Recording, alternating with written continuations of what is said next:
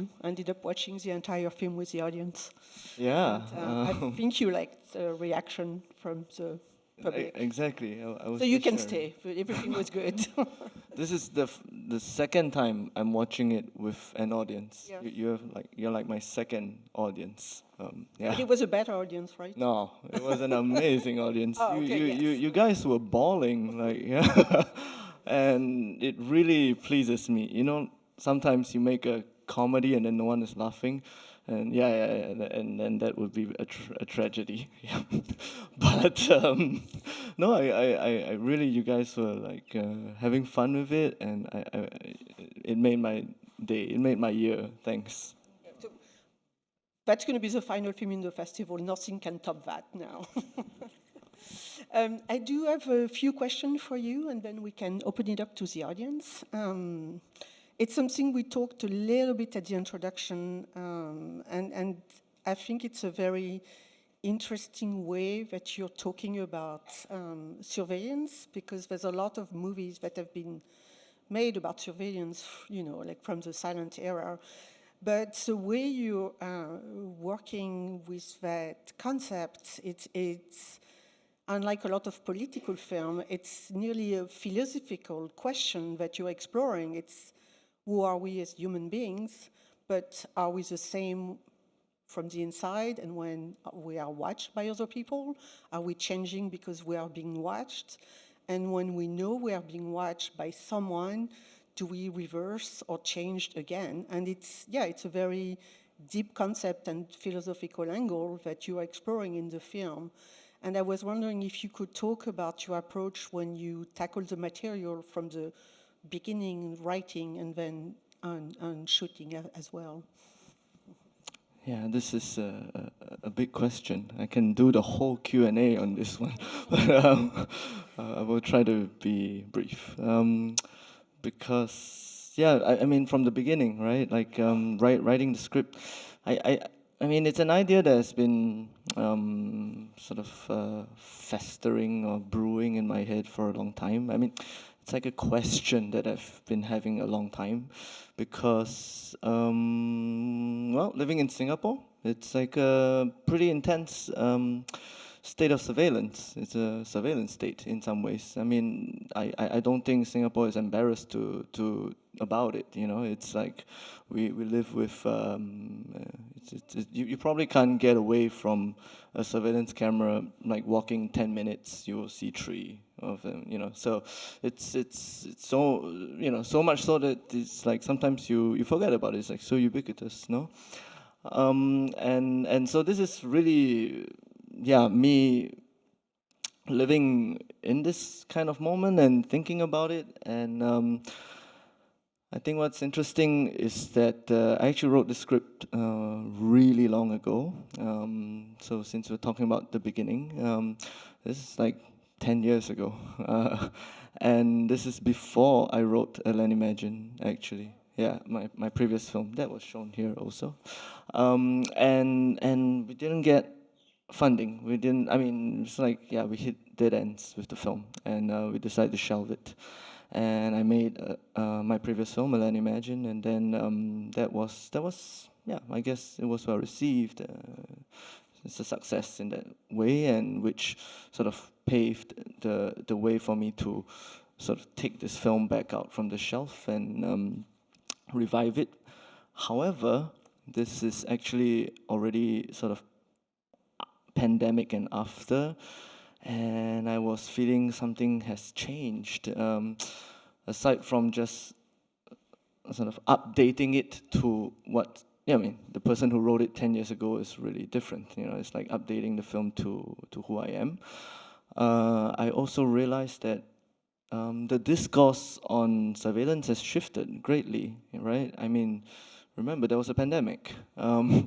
Before the pandemic, we were talking about, you know, should I, you know, encroachments of privacy, should I give up my privacy? But I think what happened when the pandemic was like, oh, you, I need to be self-surveillanced to be morally responsible, you know, like so much has changed.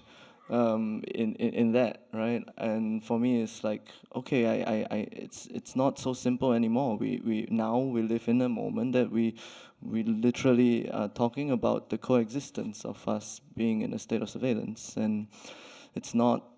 I didn't want to make a film that was like bad surveillance. It's not. It's not so simple anymore. In fact, I think I made a pretty romantic film about surveillance on some level. Like, yeah, yeah. It's not an apology, but it's just the kind of moment that I mean, we literally live in a time where romance has to be done through a medium, you know. There is no more romance without an intermediary that is on some level a surveillance. Our existence has to do with wanting to be liked, followed, subscribed, you know. If you are not seen and liked, follow, and subscribe, then you almost don't exist, you know. And on some level, you know, I'm feeling that way so strongly. The images that we you know we put out about ourselves, that sometimes when I'm writing the film, I'm thinking the image has become more real than who I am, you know. So a lot of these questions have been brewing over the years, and in these last years before I made the film, I think really a lot of it sort of flipped itself over and turned into this love story that I made. Thank you. I could tell also that you do love film in a lot of interesting angles, because you use like very strong genre in both your film, you know, where you think you're going to watch a thriller or a noir, and it goes in a completely different direction, but really explore like deep concept about humanity, human beings, and relationship. But we enter the film with different expectation, and then everything like shifts. Can you talk a little bit about what interests you in using some defined moment of genre film and then like just putting expectation like away? Yeah, because obviously, maybe it also links back to one of your the question before, and like that cinema has so many films about the voyeur, right, and surveillance. Actually, the kind of the same coin, right, like sort of different sides of that same coin. It's just who is looking, right, and in which directionality you are looking from. And but you know, it's when I was making the film, as I said, I was engaged in this topic, and then later on, when I started pitching the film, it was when everybody tells me, your film reminds me of this. I'm like, your film reminds me of that. And I'm like, it's true. There's been so many films from the beginning of cinema, right? From Hitchcock to everyone else in between, that has really engaged. And then I realized, okay, cinema is fixated about the voyeur, you know. We love the voyeur because in some bizarre way we are the voyeur, right? Like we kind of want to see the lives of other people even better without them knowing, you know. Yeah, and so I didn't felt like I was doing anything new. I was sort of continuing on a conversation, but maybe a conversation that I feel is something really intensified in this moment, that is maybe was never before. This as we said, this idea of seeing and being seen more intensely than ever before. And so sort of coming back to your question, I think I was also continuing on that tradition. All these surveillance films at the end, they are like a thriller film, right? Like, and they tap into the genre a lot, yeah. And I was I love the genre films. I love genre films, and because genre films has like codes, and these codes are very fun because you get your audience involved in a very because they are familiar with these codes, right? They know when this happens, this happens, right? And I wanted to get my audience involved in this whole act of watching. And I think that playing with the genre for me is really one way that I can get everyone involved. Everybody wants to know what happens, the intrigue of the mystery, and then maybe I'll lead you to somewhere else, because I think that's at the end what I wanted to do was like to tell my audience, like, if you look closer, if you look with a bit more patience, and you end up seeing something different. Yeah, yeah. And that's what the film is about. It's great to. I mean, I've seen the film more than once, so I saw it the first time with different expectation and completely different travel through the film. But rewatching it, knowing the plot and what's happening, didn't make the film like irrelevant at all, because it's not just a plot film. And that's where you get really into the philosophical question about, like, would I be different if I was not being watched? Would I be acting differently? Where would my life go? And that's why I was really fascinated to hear about your thought process on working this way. And also that you're thinking you made a comedy. It's so pretty good. Yeah. The way that you put it, it's like it's not just about the plot, and I think that's kind of how I saw it when I wrote the script. It's kind of long, the script, right? That there is a plot, and at some moment the plot ends, and then where do we go now? Because the kid is found, right?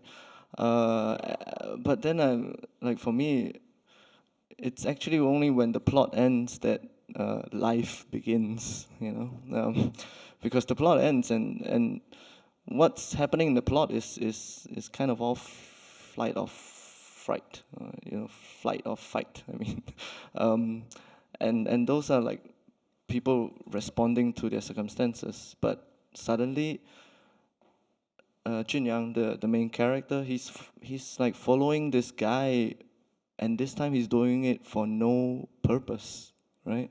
He's no longer finding his kid anymore. He's just following the guy, and and that's something I was really wanting to explore. Like, are we able to just look at someone with no purpose, we're not taking the person, the subject, as instrumental or a means to an end. We're just looking at someone, and what happens then, right? Like if you're just staring and just looking at someone, and I kind of have this idea that because actually seeing it's not a passive act. Seeing is a very active thing. We think it's a very passive thing, but it's not. It's when you really lose yourself looking at someone, something, you kind of you become them. You lose your. It's like like so many times I'm staring at someone for long enough, and I started behaving like them. Right? Like there's something wondrous and actually really dangerous in the act of really looking at someone, and this is kind of what I was interested in exploring. Yeah. I also would like to ask you about the casting for the film, because the actors are wonderful, but of course you have the amazing actor from the Tsai Ming-liang film. I forgot his name. Kang-sheng. Yeah, sorry, Kang-sheng, in this role, and the fact that we know him from so many other films, and his face and a silent movement, and the way is just a silhouette at times makes it even like more interesting in layers of films. So can you talk about how you approached everyone for the role and him in particular? Well, Kang-sheng, some of you will be familiar with him from the films of Tsai Ming-liang. Of course, I'm a fan. But how should I put it? I was trying to cast a silent voyeur, and it was like a no-brainer, basically. If you know the works of Kang-sheng, like even when I was writing the film, he kept coming back. Oh, so you had him in mind when you were writing? Yeah, I mean, I tried to fight it because who knows, maybe I can't get him at the end. Busy guy, and also, you know, he's quite a star, right? And I was like, okay, but you know, he's in my head when I was writing the film, and and at the end when he agreed, when he's like, oh, I'm willing to do it, you know. You sent him the script? Yeah, I sent him the script, and he saw it, and he was like, "Okay, I Oh, I really don't want have to to do speak, it's great. it." I mean, it's very much in his element, right? But that's the thing. He, you know, again, if you don't, if you know his body of work, he doesn't speak a lot, right, in his films, and because of that, he's like he has such a mastery of his body language, and this powerful gaze, and like I think what happened was that after I put him on camera, he I realized the character is totally different from what it was on script, almost, you know. He brought in a kind of humanity to the character of the voyeur that I fell in love with, you know. Yeah, that you you don't write that on the page, you know. Like give humanity to no, you know. You write he's staring at the staring at the couple, and there he was when he came on screen. I saw it and I thought this is it, you know. There's no one else that could have done that. The other actors are people who I've been following. They are sort of like Wu Jianhe, the Junyang, the main character. I've been following his sort of body of work, which is quite new. Is like a young guy. Actually, he's been very hard working in many projects, and he's like, yeah, again, he's quite amazing for this character, which is really difficult. Yeah, it's not an expressive character. He like a lot is going on inside him, and yeah, and I am so blessed because Wu Jianhe was also like my first choice. Actually, most of them are, and so in a way, I got my dream team, and it was really great. Anicca is really new. The girl who plays Peiying, the wife, yeah, and she, I mean, we were looking at a lot of other actors, and they were really well put together, and I thought no, I wanted someone who is like the character already. And so I think we went out to look really spend the time looking for, and she there's a kind of freshness that she brought to the role, and yeah, that was really important for me. Yeah. I'm going to ask one last question and then we can open it up to the audience. Yes, okay. I wanted to talk to you about the fact that you work and shot in Singapore, and it's not, we don't see that many films coming from there, and we saw two films that you made. Can you talk about your attachment to the land and how it influenced your work? I mean, it was very strong in your first feature, but it's also very apparent at times in this film that it's important the placement where you are, or it affects people, and to see like inside all the buildings and also the outside. Yeah, I'm very attached to Singapore, my country that I really love. Sometimes I feel like it doesn't love me back, but as much as Is it I because love. you left it? We'll get to that, but but yeah, I mean, yeah, as a filmmaker, for me, it's really kind of the starting point always.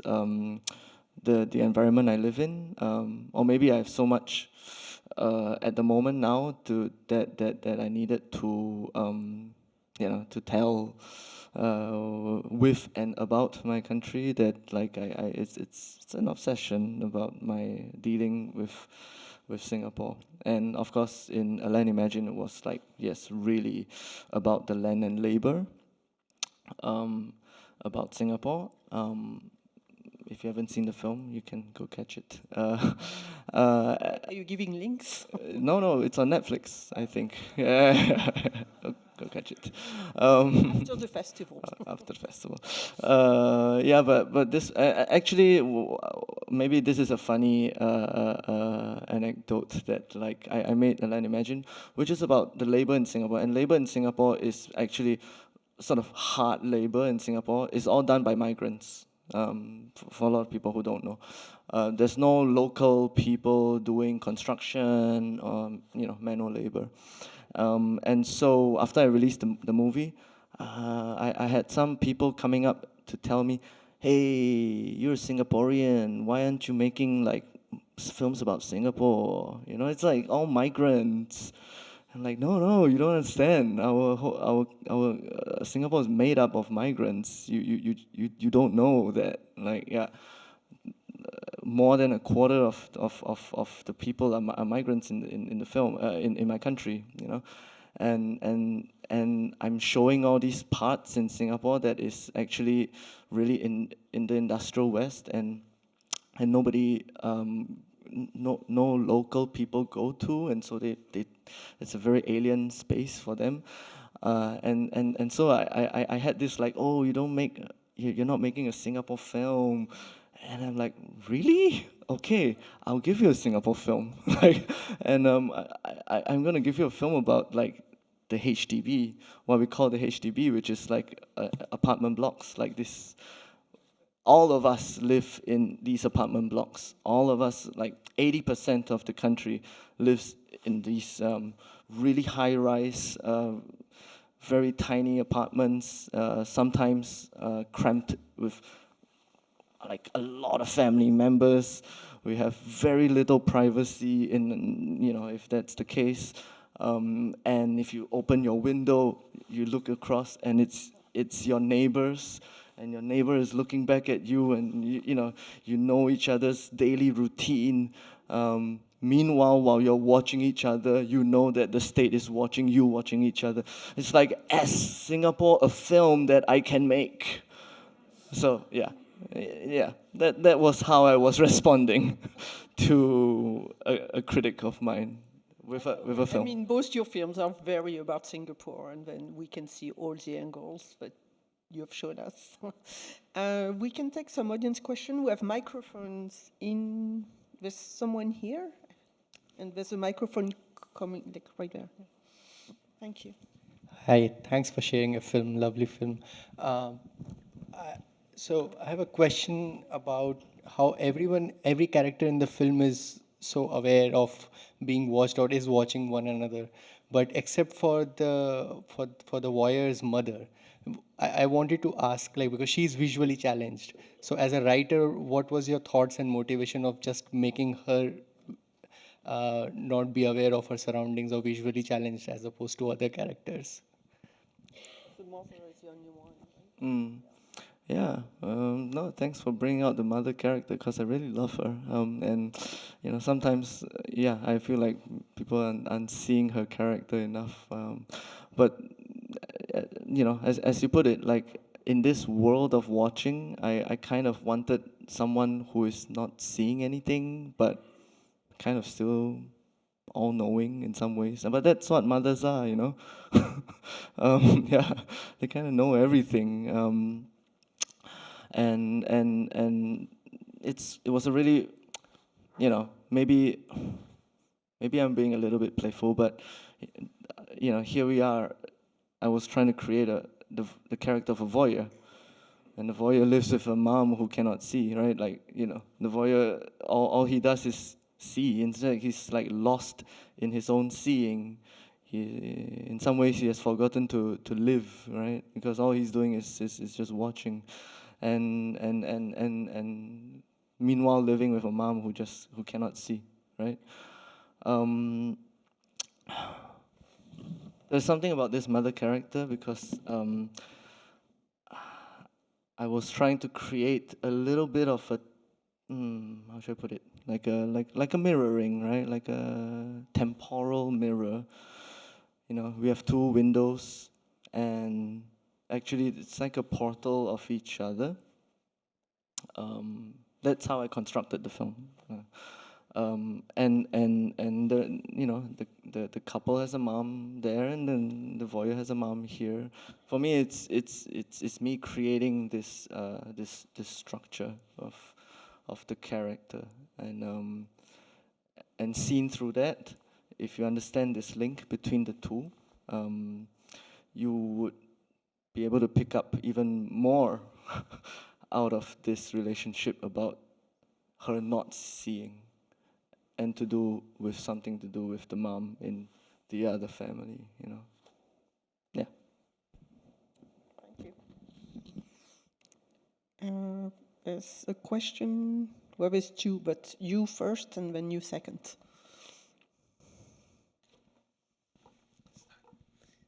Oh, thank you so much. You talked about how seeing itself is an action instead of being a passive thing. What's one thing that you talked to your actors about when it came to that sort of thing? Like, how did you direct your actors into seeing how seeing itself is an act instead of a passive thing? I mean, I told them to go do some people watching, which is fun.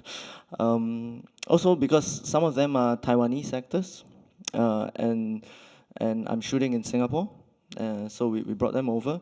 So actually, the people watching is really part of, like, you know, preparing the role, because actually they are not Singaporeans.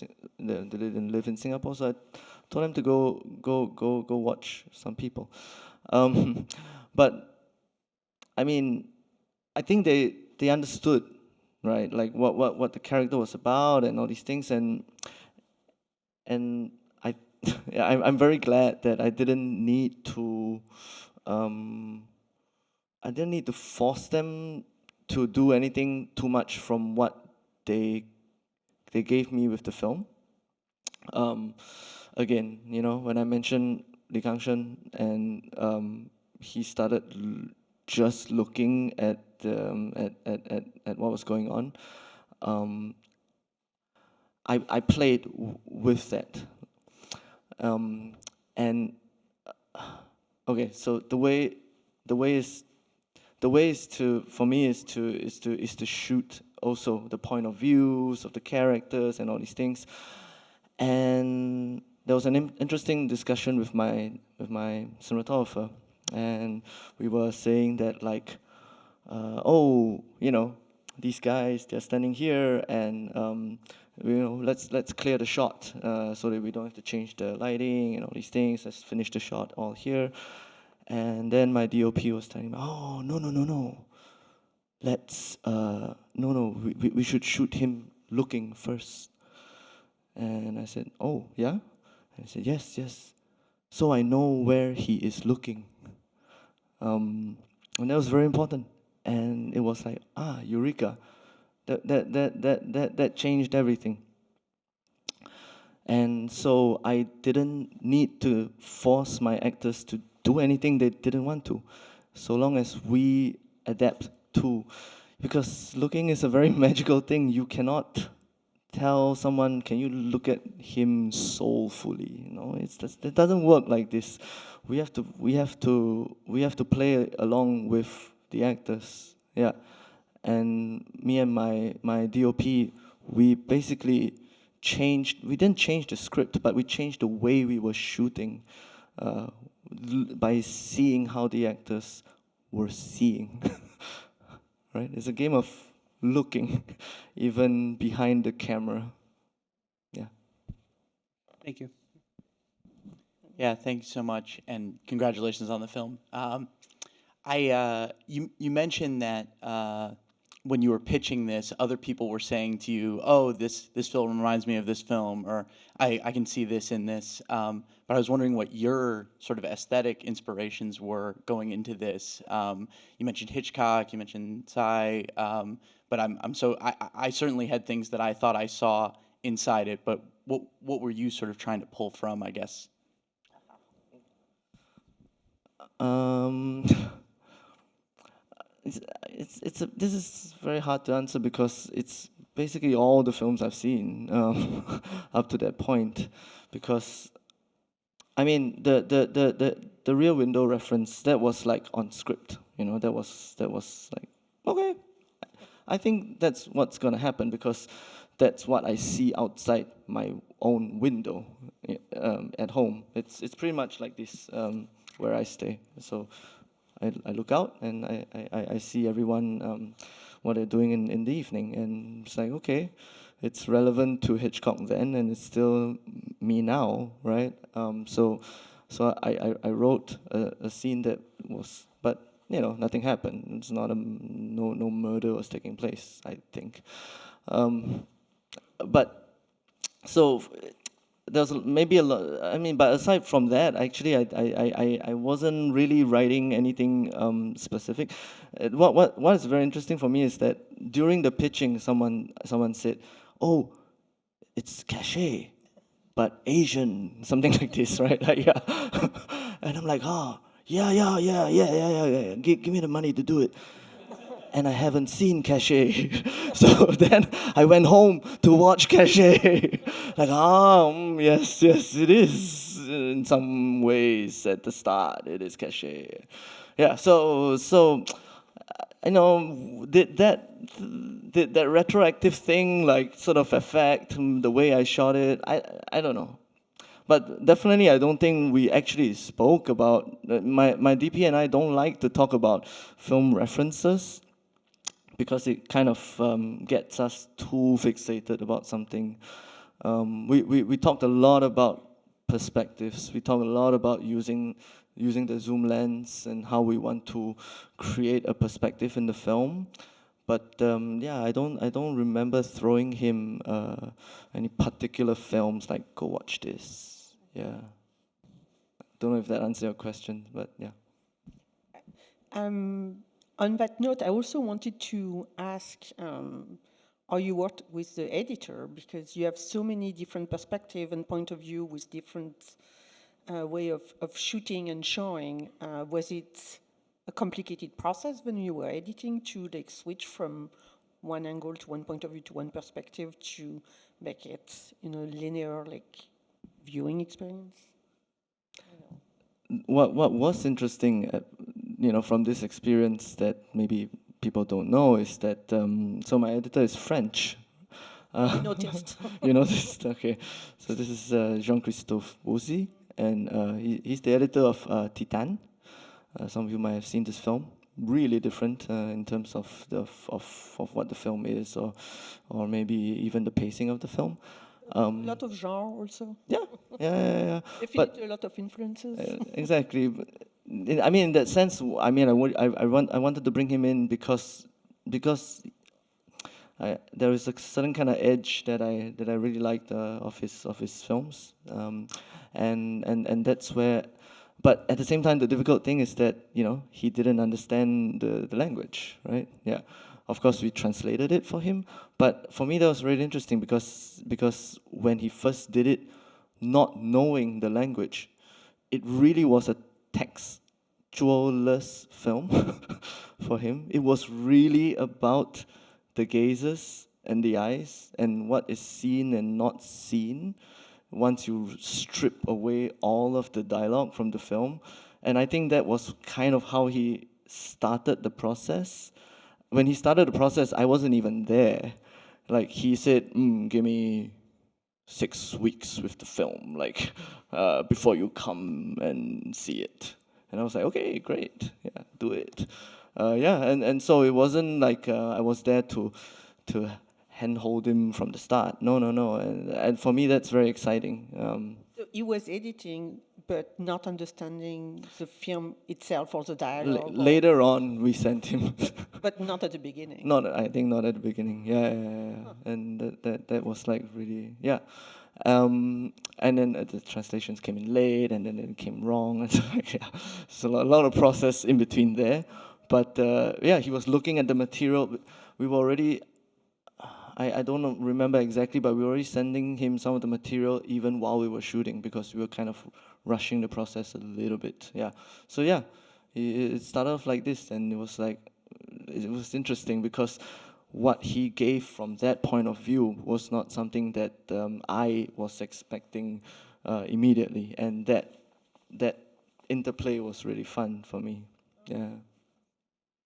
Unfortunately, we have to wrap up for tonight, but you have another screening on Monday, and you're also doing a roundtable discussion about new Asian authors on Monday as well, I think. So you'll have more opportunity to hear from you on the film and all the fun experiences. And thank you again for being here.